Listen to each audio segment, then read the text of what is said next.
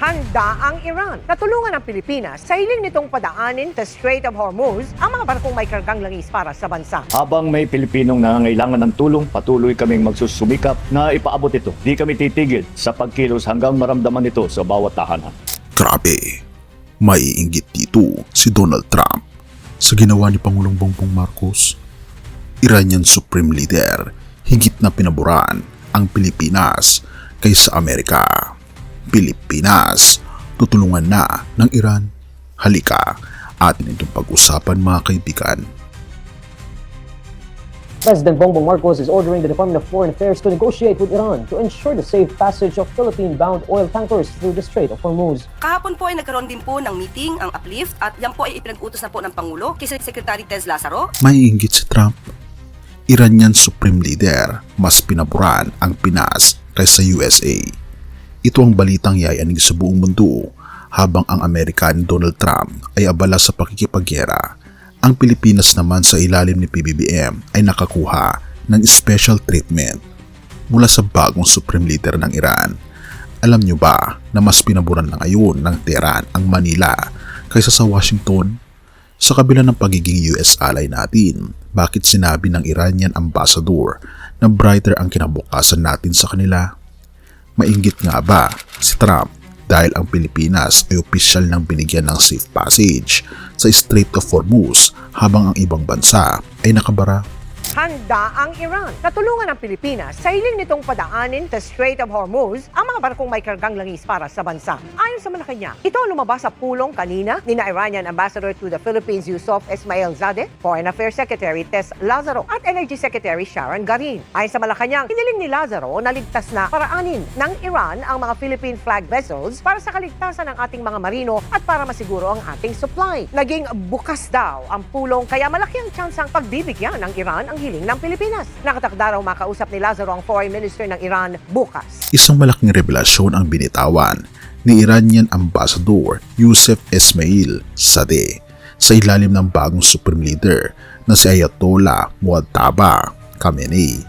Ang relasyon ng Iran at Pilipinas ay inilarawan na even brighter. Oo, you heard it right. Even brighter, mas maliwanag. Isipin nyo, ang ama ni Mojtaba Khamenei ay nabatay sa isang US-Israel strike, kaya galit sila sa Amerika. Pero pagdating sa Pilipinas, ang sabi ng ambassador, Iran respects the political independence of the Philippines habang tinatarget ng Iran ang mga US military facilities. Ang mga barkong may bandila ng Pilipinas ay binigyan ng katiyakan na hindi gagalawin. In a social media post, Lazaro says she had explored key avenues of operation in a meeting with Iranian Ambassador Yusuf Ismail Zadeh that also included Energy Secretary Sharon Garin. Lazaro says the country is committed to deepening cooperation, particularly in energy. This comes after the palace said President Bongbong Marcos ordered Lazaro to negotiate with Iran to ensure the safe passage of Philippine-bound oil tankers through the Strait of Hormuz. Maiinggit si Trump dahil abang ang kanyang administrasyon ay binabatikos ng Iran bilang betrayal of diplomacy. Ang Pilipinas ay tinawag na non-hostile ang kaibigang bansa. The Philippines is seeking safe passage for its vessels in the Strait of Hormuz amid ongoing tensions in the Middle East. Foreign Affairs Secretary Maria Teresa Lazaro met with the Iranian ambassador to Manila, Yusuf Ismail Zadeh, to request that Iran designate the Philippines as a non-hostile country. The move aims to protect Filipino seafarers and secure the country's oil supply. Iran has expressed willingness to assist, with both sides agreeing to fast-track discussions through diplomatic channels. Officials say they remain optimistic that the talks will ensure continued fuel access and safe passage for Philippine vessels. Sa utos ni PBBM, nakipag-usap si DFA Secretary Teresa Lazaro sa Iranian Foreign Minister. Ang resulta, isang ironclad guarantee.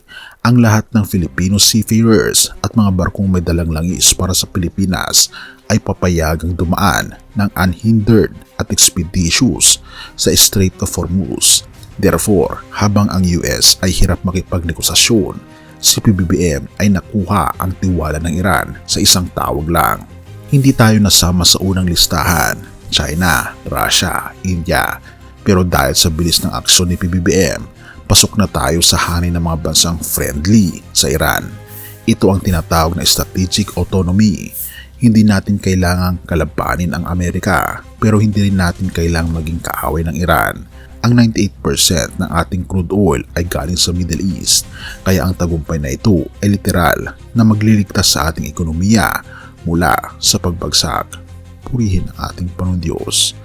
Ang katarungan ng ating Panginoong Diyos ay makikita sa isang maliit na bansa na binibigyan ng dangal at boses sa gitna ng mga higante. Ang pagpabor ng Iran sa Pilipinas ay isang paalala na ang kapayapaan ay bunga ng pagrespeto sa isa't isa.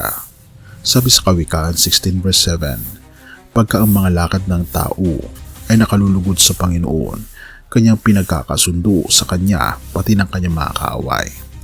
Ang grasya ng ating Panginoon Diyos ay ang warm spirit of cooperation na nararamdaman sa pag-uusap ng DFA at Iran. Ang kanyang awa, ang awa ng ating Panginoon Jesus ay ang kaligtasan ng ating mga seafarers na dadaan sa gitna ng giyera. Therefore, ang pabor na ito ay hindi lamang galing sa Tehran, kundi isang pabor na galing sa langit para sa bayang Pilipino. Purihin ang ating Panginoon Diyos. Kaibigan, sa gitna ng gulo ng mundo, ang Pilipinas ay may proteksyon. Lumapit tayo sa ating Panginoon Jesus na siya ang tunay na tagapamagitan na nagbibigay ng katarungan sa ating mga lider. Purihin ang ating Panginoon Diyos at tayo manalangin. Ama naming Diyos na mga pangyarihan sa lahat na nasa langit. Panginoon, salamat po sa brighter future ng aming ugnayan sa ibang bansa. Salamat po sa proteksyon mo sa aming mga seafarers at sa aming supply ng langis sa Strait of Hormuz. Gabayan niyo po si Pangulong Bongbong Marcos at ang aming mga diplomats na laging unahin ang kapayapaan. Pero higit sa lahat o aming Panginoon Diyos, Lord, naway manatili kaming mapagkumbaba sa gitna ng mga tagumpay na ito. Ikaw ang aming tunay na sandigan.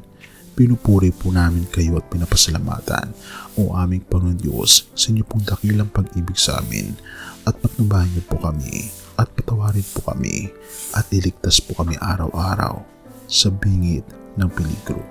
Salamat po, at kami po iniligtas niyo rin, buhat po nang pumunta ang aming Panginoon Jesucristo, at namatay sa krus at nabuhay na muli.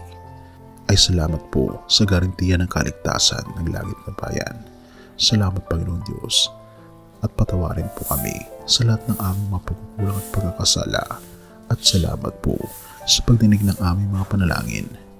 Sapagat ito po ang aming samot hiling, hindi po dahil kami po ay karapat-dapat, kundi ang aming Panginoon Jesus ay karapat-dapat. Dahil sa kanyang pangalan, idinadalangin po namin ito. Amen. Bago natin ipagpatuloy kaibigan, siya nga pala ang Great Controversy na isa sa mga pinaka-kontrobersyal na libro dahil tumutukoy ito sa mga propesiya sa libro ng Daniel at Revelation na nagaganap na sa panahon natin ngayon bago ang pagdating ng ating Panginoong Diyos ay pinamimigay na namin ng libre sa pamamagitan ng PDF. At ito ay nasa limited lamang na panahon, kaya i-click mo sa description sa baba upang ma-avail mo kaibigan ang napaka-importanteng libro ito na magbubukas sa iyo sa mas maliwanag mong hinaharap. Purihin ang ating Panginoong Diyos at tayo magpatuloy.